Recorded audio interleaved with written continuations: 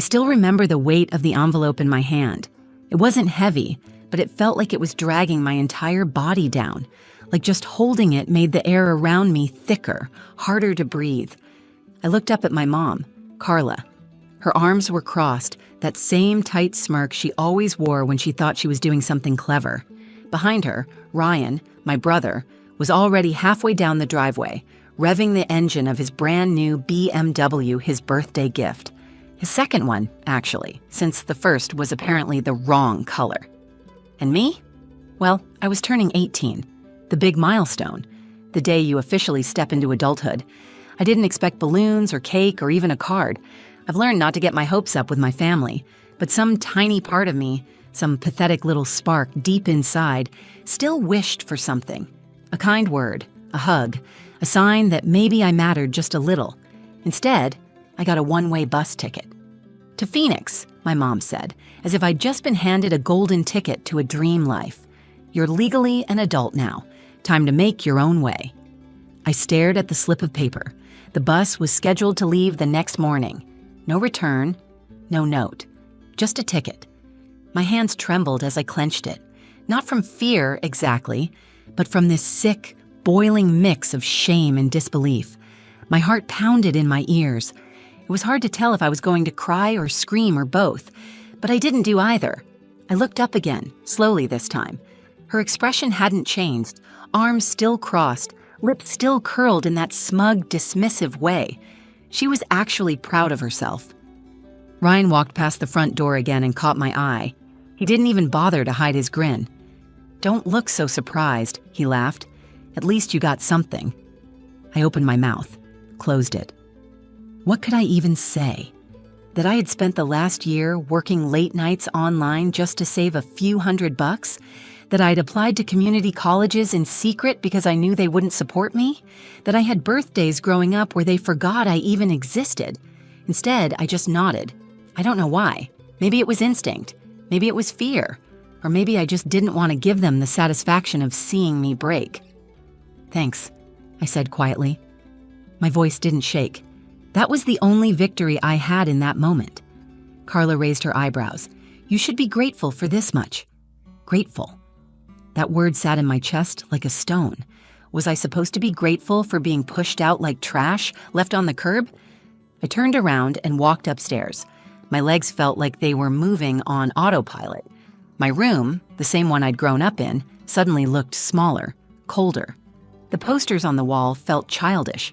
The bedding I picked out 2 years ago looked cheap. I sat down on the edge of the bed, ticket still in my hand. The silence was loud. The only sound was the ticking clock on my nightstand. Tick, tick, tick, like it was counting down to the moment I'd disappear. I stared at the wall for what felt like hours. My mind was racing but numb at the same time.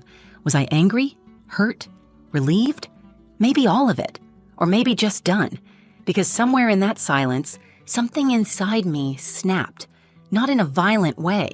It was like a thread finally broke loose. I wasn't going to beg. I wasn't going to cry. I was going to leave. And they'd never see me the same again.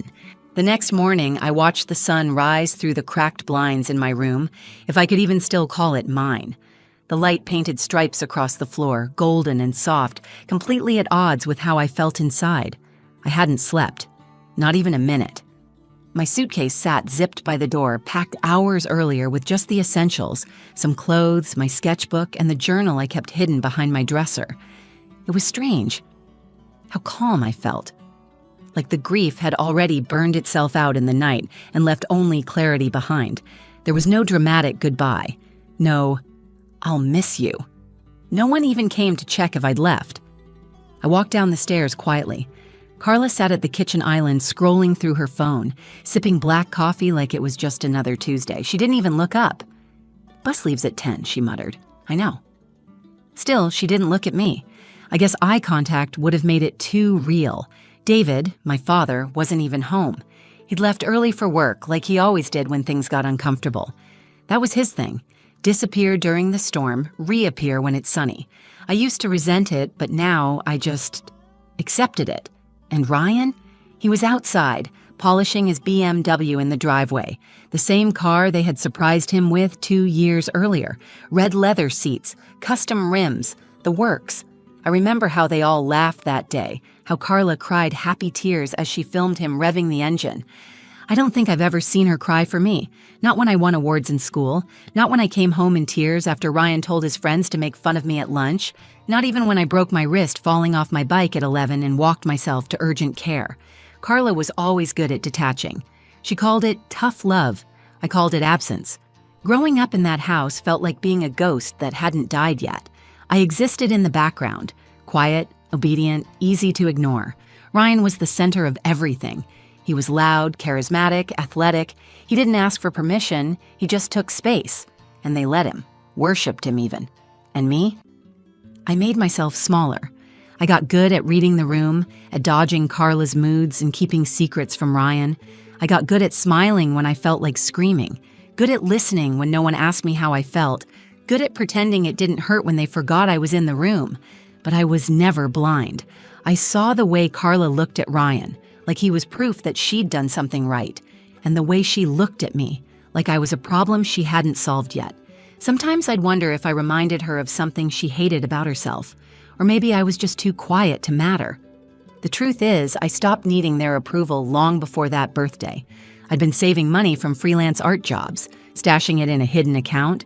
I'd applied for online classes. I even started networking with people through small gigs. I wasn't sitting around waiting to be saved. I knew that wasn't coming, but I still wanted something from them. Maybe not love, but acknowledgement that I existed, that I mattered, that I wasn't just a shadow in Ryan's spotlight. I didn't get it. Instead, I got a bus ticket and silence. So I left. Not with drama, not with a speech, just a deep breath and one last look at the house I used to call home. And when that bus pulled away from the curb, something in me whispered, "It's finally your turn." The Greyhound bus smelled like old leather and coffee. I sat by the window, hugging my backpack to my chest, pretending I was somewhere else. Someone else. The ticket was crumpled in my hoodie pocket, but I didn't need to look at it. Phoenix, a city I'd never seen, a future I wasn't sure I was ready for, but one I'd walk into with nothing left to lose. I didn't cry. Not on the bus, not when the city skyline came into view, not even when I stepped off with no one waiting on the other side. But I'd be lying if I said it didn't hurt. There's this ache that comes with realizing your family never wanted to know you. It's not sharp. It's dull and constant, like a bruise you forget about until someone bumps into it again. It flared every time I saw someone my age hugged by their parents or FaceTiming their moms. I'd scroll past happy family photos online and wonder what it was like to be chosen, to be kept. I rented a small room above a bakery. The owner, a kind woman named Ruth, barely asked questions when I paid up front for 2 weeks. I didn't have much, but I had enough, thanks to a few design gigs I'd landed online. Logo work, flyers, album covers. It wasn't glamorous, but it kept me afloat. And then there was Marianne. She had been one of my freelance clients, a tech founder based in Phoenix who liked my work ethic and said I had an old soul. When I emailed her explaining my situation, she responded within minutes. "Meet me," she wrote. "Tomorrow, 10 a.m., my office, wear confidence." So I did. Marianne was everything Carla wasn't. Warm, direct, sharp. She didn't coddle me, but she saw me. Really saw me. Within a week, she had me working part-time on her startup's branding. She even assigned one of her drivers to pick me up for meetings until I could afford my own transportation. It felt unreal, like someone had finally opened a door I'd been knocking on my entire life. But just as I was starting to feel safe, they called. First it was Ryan. A text, of course. He never called. "Dinner Saturday, everyone's home, you should come. Mom said so." Mom said so, as if that still meant anything. I stared at the message for a long time. My heart pounded, not from fear, but from anger. Not because I needed them, but because I knew they still thought I needed them. What did they expect? That I'd come crawling back, wide-eyed and desperate to be let in again? That's when the idea hit me. I didn't want revenge. I didn't want to make a scene or scream or throw things. That wasn't me. But I did want them to see what they threw away, not as a plea, but as a mirror. I opened Marianne's contact and texted, "Do you think your driver could help me make an impression Saturday night?" Her reply came seconds later. "A limo or a statement piece?" I smiled for the first time in days. Both. The plan formed easily after that.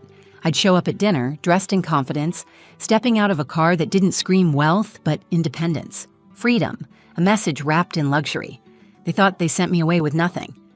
But I was about to walk back in like someone who had everything. Saturday crept up on me like a storm you can feel in your bones before the sky even changes. I could feel it in the way my stomach twisted as I opened my closet, scanning the few outfits I'd brought with me. None of them said what I needed them to say. So I went shopping. I didn't go to some flashy designer store.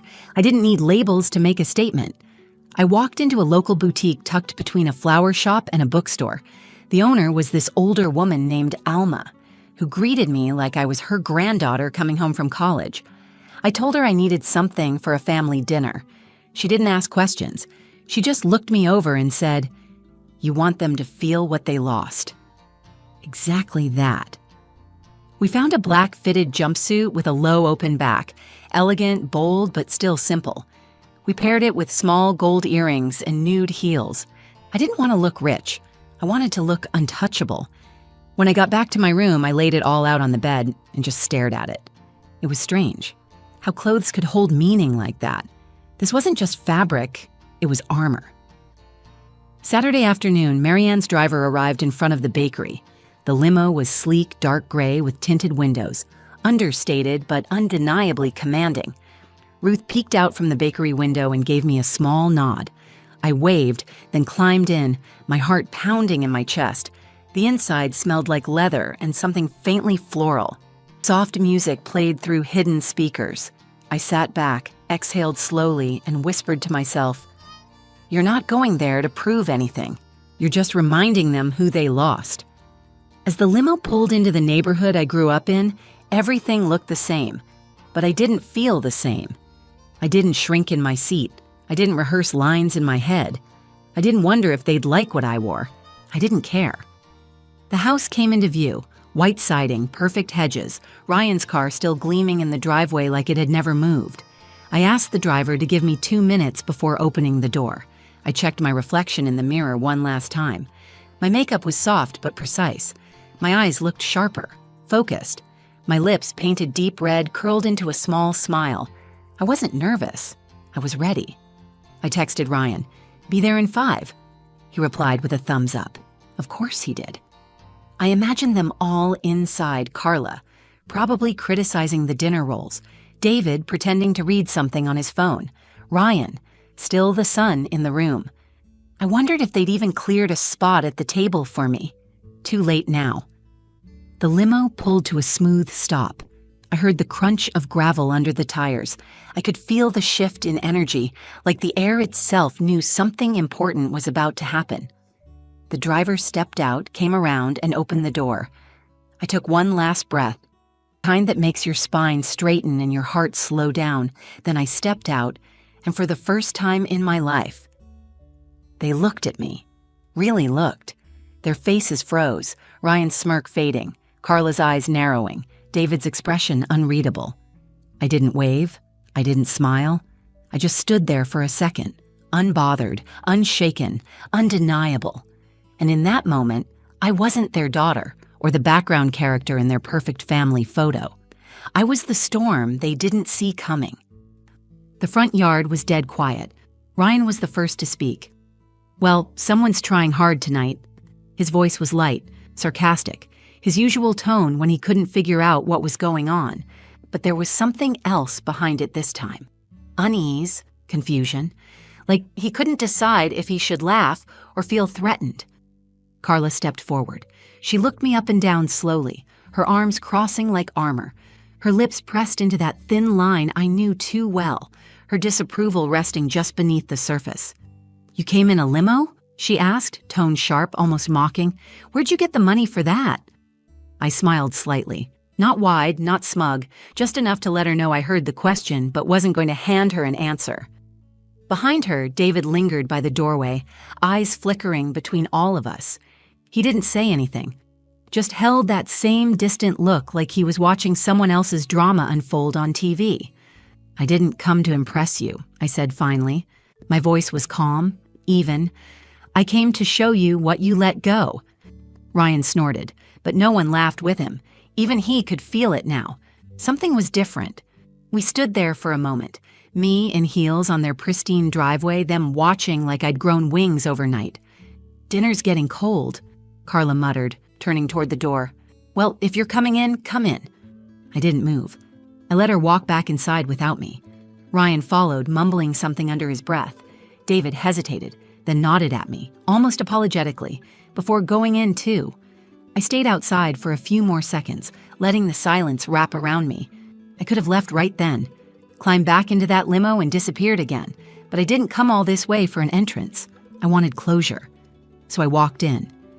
The dining table was set like always, perfectly aligned plates, a bottle of wine Ryan definitely wasn't old enough to drink from, and a roast in the center that smelled too good to have been made by Carla. Probably store-bought. They all sat. No one said grace. No one asked me how I'd been. Finally, Ryan broke the silence. "So what? You're rich now?" I looked at him.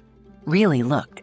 And for the first time, he looked small, still living here, still orbiting their approval like it was the sun, still smug, but hollow.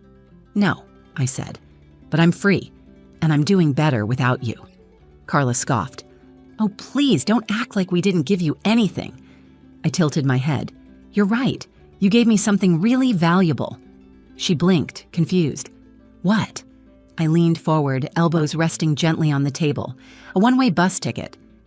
And there it was. The silence hit hard, because in that moment she realized I hadn't come to beg or to boast.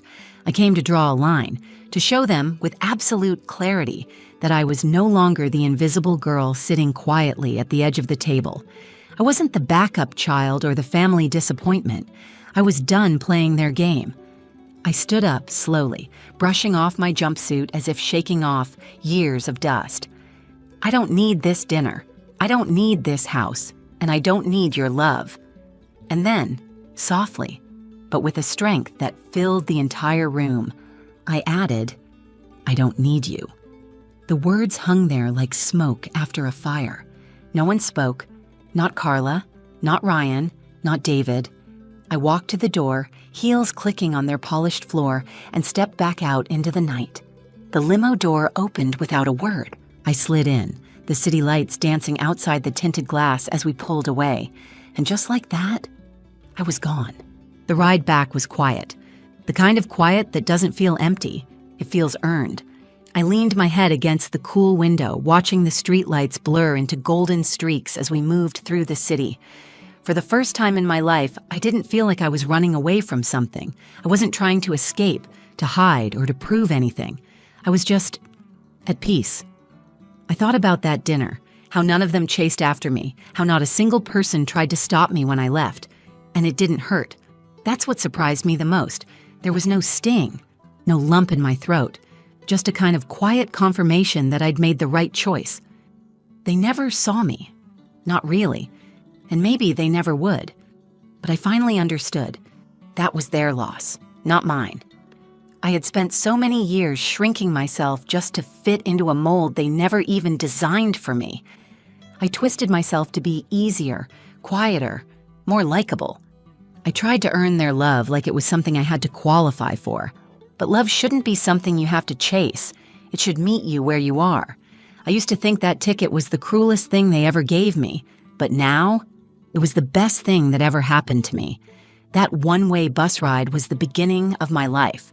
It forced me to start over, but on my own terms, to find out who I was without their shadows hanging over me, to discover how capable, how resilient, and how powerful I actually am. I don't live above the bakery anymore. A month after that dinner, I got promoted to creative lead at Marianne's startup. I used the money I'd saved to move into a small loft downtown, my own space, my own furniture, my own rules. I even framed the ticket they gave me, the original one to Phoenix, and hung it by my front door as a reminder of where it all started. Do I talk to my family?